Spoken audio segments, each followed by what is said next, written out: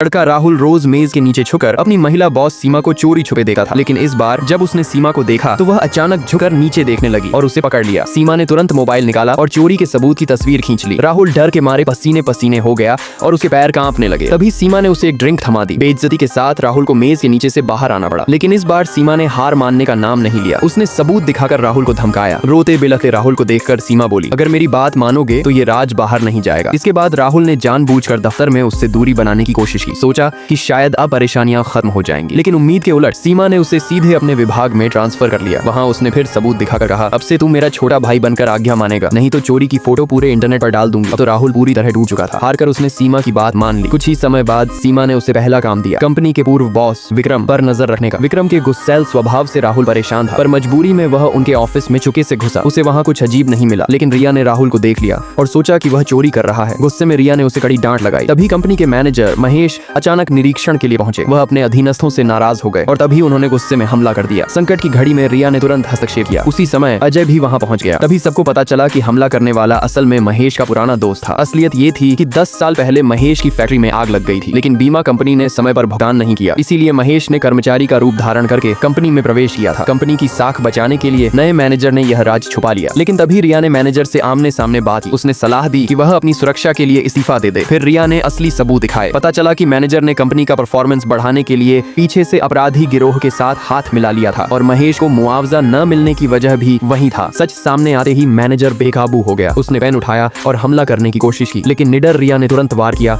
और उसे जमीन पर गिरा दिया। मैनेजर बेहोश होकर गिर पड़ा। सारी सच्चाई सामने आ गई। आखिरकार अपराधी मैनेजर को कानून ने सजा दी। महेश और अजय दोनों को मुआवजा मिल गया। इस तरह यह बड़ा संकट आखिरकार टल गया।